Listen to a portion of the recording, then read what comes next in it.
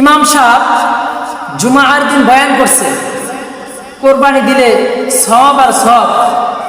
কোরবানি দিলে কোরবানির পশুর যতগুলো পশম আছে প্রত্যেকটা গোড়া গোড়া আল্লাহ পাক রব্বুল আলামিন সওয়াব দেয়।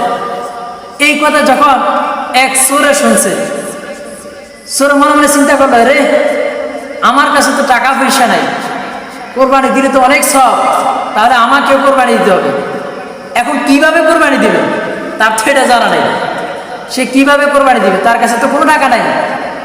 সে বাড়িতে গেল, বাড়িতে যাওয়ার পরে চিন্তাধারা করতেছে কিভাবে কোরবানি দেওয়া যায়। কারণ ইমাম সাহেব বয়ান করছে কোরবানি দিলে শুধু সওয়াব আর সওয়াব। এবার আসছে, বাড়িতে আসার পরে স্ত্রীকে নিয়ে পরামর্শ করতেছে, ও প্রাণের স্ত্রী, কোরবানি দিলে সওয়াব আর সওয়াব। কোরবানির ফসল প্রত্যেকটা ফসমে ফসমে আল্লাহ পাক রব্বুল আলামিন সওয়াব রেখেছেন, সুতরাং আমাকেও কোরবানি দিতে হবে। এবার স্ত্রীর একদম বলতেছে, ও প্রাণের স্বামী আমার, আমাদের কাছে তো কোনো টাকা নাই, কিভাবে কোরবানি দিব।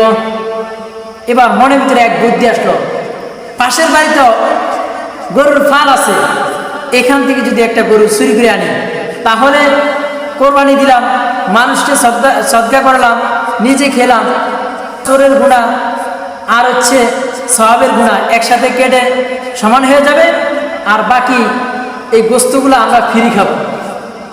এই চিন্তা করে চোর রাতের বেলা পাশের বাড়ি থেকে একটা গরু চুরি করে নিয়ে আসলেন, আসার পরে কোরবানি দিলেন।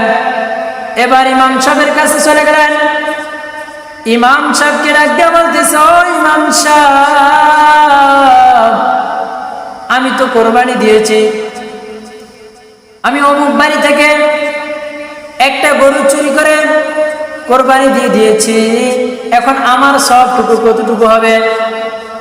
ইমাম সাহেব ডাক দিয়ে বলতেছে, ভাই আপনার তো সবগুলাই ভাব হয়েছে, সবই তো না।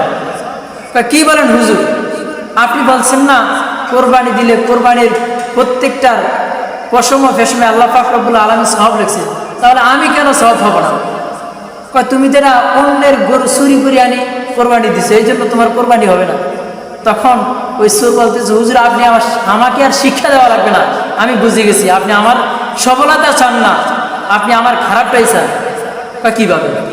আমি যেমন কোরবানি দিছি, এটার প্রত্যেকটা ফসম ফসম কি আছে, সওয়াব আছে, তাহলে এই সওয়াব আর এই যে পাপ, চুরি করা যে পাপ, এই সওয়াব আর পাপ দুইটা মিলে গেল, আর মাঝখান থেকে যে ফায়দাটা আমার হলো গোস্তটা খাইতে পারলাম, এটা সবচেয়ে বড় আমার ফায়দা হয়েছে, এতেই আমি সন্তুষ্ট।